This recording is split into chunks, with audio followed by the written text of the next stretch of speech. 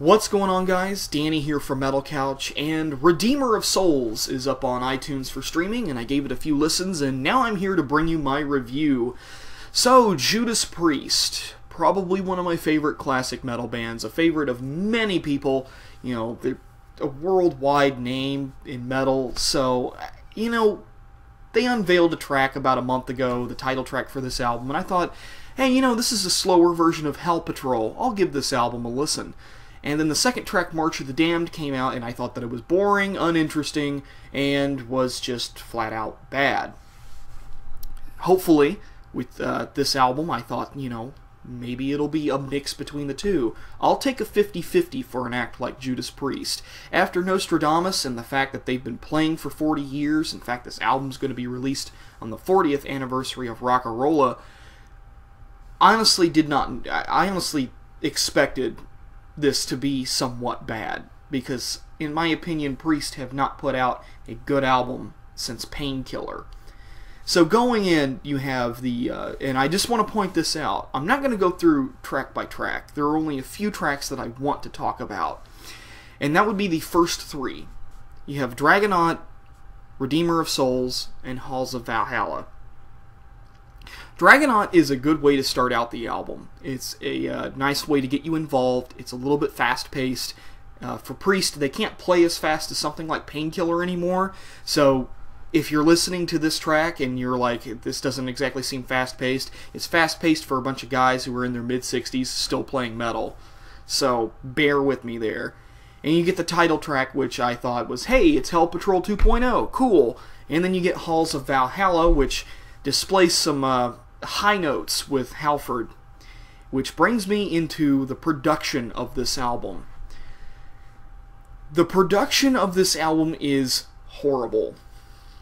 And what I mean by that is, for a Judas Priest album, this album has no punch, it's extremely stale, it almost lacks an identity, and is completely indistinguishable from, say, the Slayer track that they put out in terms of the production quality. I don't know what it is about a lot of these legacy metal acts and their new albums and why the mixing and the production are horrible, but it's a very disturbing trend. I don't like it when albums don't, like, this is Judas Priest we're talking about here. This is the same band that put out things like Killing Machine, Screaming for Vengeance, Painkiller. Hell, even Turbo had an identity. And then you get this, which is just, the guitars are pretty quiet, and Halford definitely can't hit his highs anymore. That became apparent later on in the album. Production is just bad. Moving on. The actual songs themselves, are there any like standout things, any standout tracks in particular? Other than maybe the title track in Dragonaut, probably not. This album is largely forgettable. I listened to this album about 3 times, and I can't really remember much.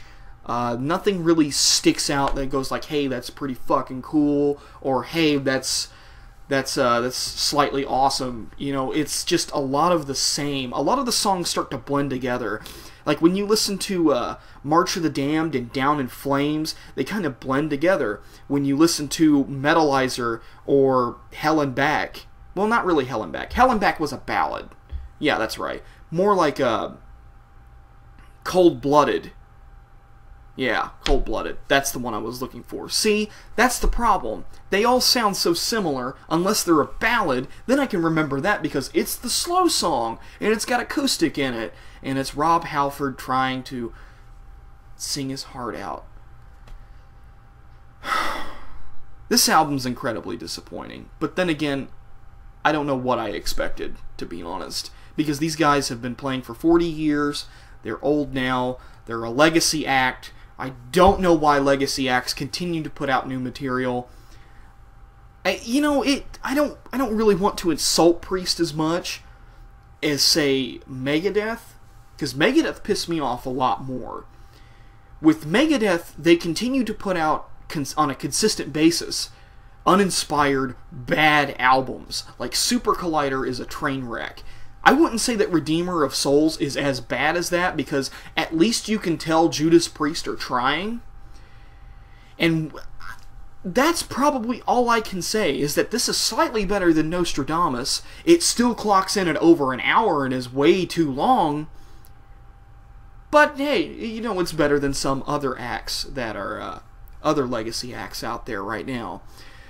If I had to give Redeemer of Souls a grade out of 10, and I'm being extremely generous with this rating, I would probably give it a 5 out of 10, a 50%. I hope that there's never another album from Priest, because there's a difference between having all of these classic albums and enjoying them for what they are and letting the fans enjoy them, and then there's tarnishing the legacy of metal gods. Unfortunately, albums like Nostradamus and Redeemer of Souls are tarnishing the legacy of a great, legendary metal band. Redeemer of Souls gets a 5 out of 10 from me. Danny here for Metal Couch, signing out.